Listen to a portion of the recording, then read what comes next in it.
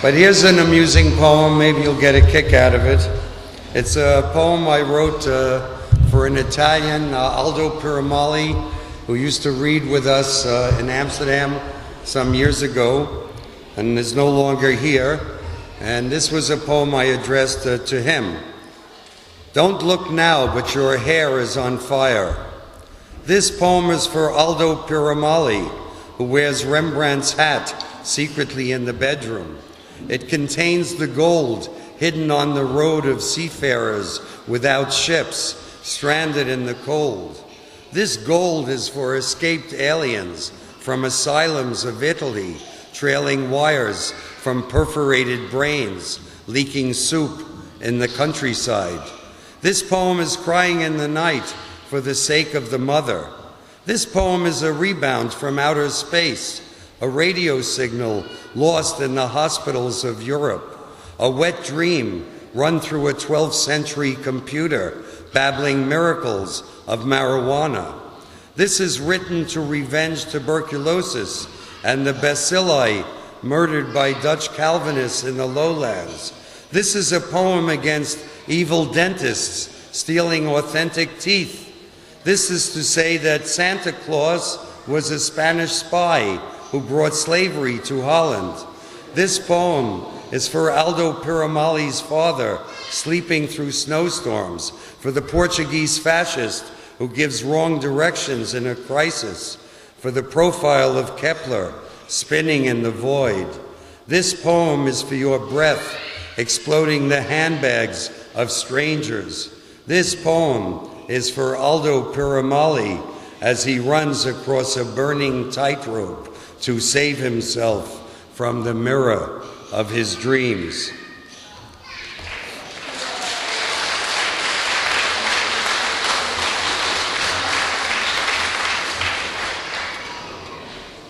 Here's a little poem called April Snow. April Sneeuw, I think you say. For Simon Winkenook.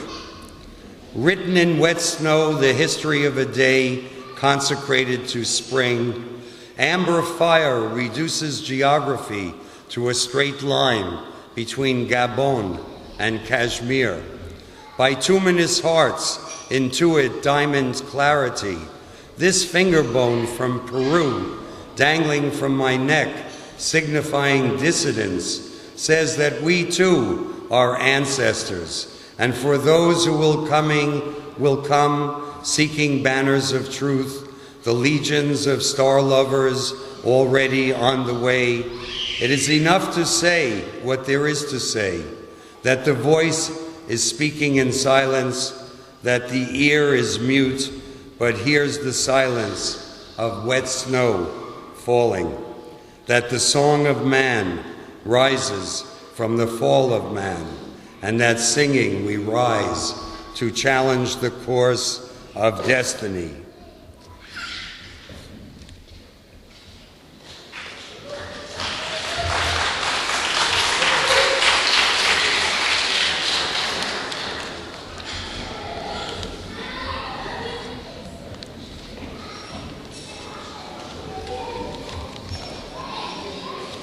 This is a magazine that was put out, which is, was a special issue on me. And there's a picture on the cover, which I love, taken at the statue of Vondel in Vondel Park. So you see, I carry Amsterdam always with me.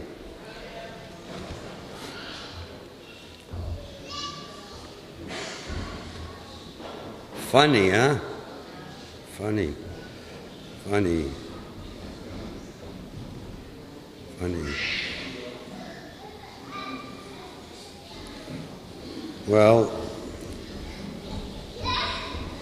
I agree with Anthony Narteau, who wrote to Jean-Paul Hahn that it is infinitely easier to love than to hate, to give than withhold, to ignore the captivating appeal of things than to surrender in the eternal beatitude of ecstasy to the whims of infernal cupidity.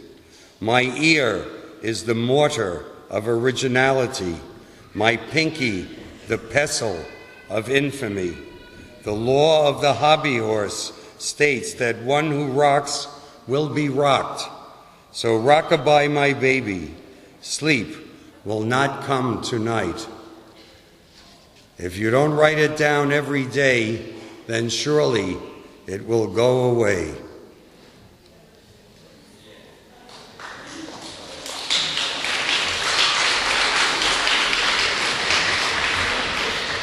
This is something I wrote when I first came to Paris. I guess it was 1961 or something.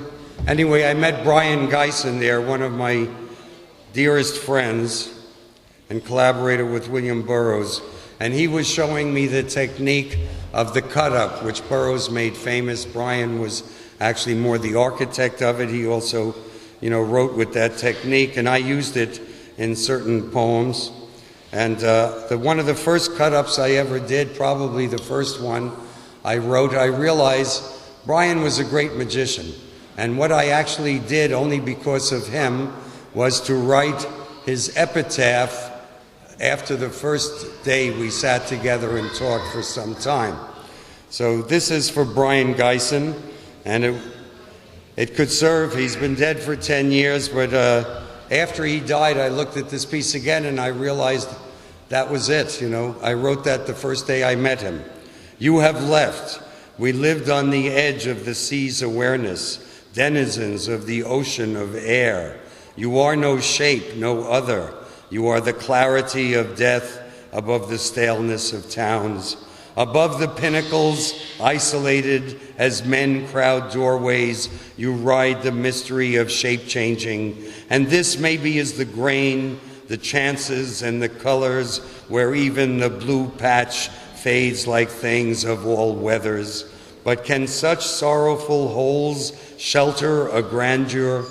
Our existence with no human consolation is in a dwelling undecided. Space of mute furnishings, no standing beauty, singing between the winding years of shame and reverence.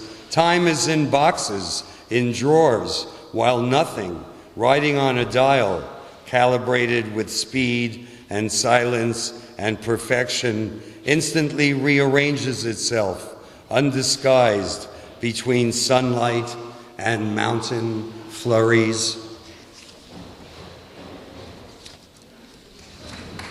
Here's a little proverb from Tangier that I wrote down that I think you'll get a kick out of, told to me by one of the best of the Tangier hustlers in the last 20 years.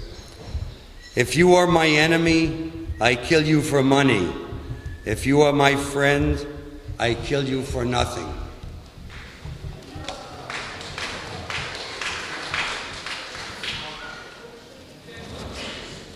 This is a poem called Restricted Entry, LA Bicentennial poem, as seen from 1870 North Vista.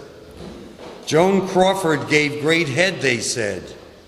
Going native in the Hollywood Hills, someone puts on his gold lame jumpsuit and makes a phone call to himself in the dark. How pleasant to be a star moving through the sky. See the horns of Moses rising from the ridge, two beams of blue light calibrating the silence, the photograph of a helicopter pasted on the horizon outside the poet's window. We passed Orpheus's upturned car, rusting in the ravine on the way to Cactus Asylum, made our peace with the ghosts of cracked swimming pools, Errol Flynn and Fatty Arbuckle dueling on the cliff edge, as Bugs Bunny jacks off on the glimmering night somewhere south of Rose. This is the song of the sadly loved,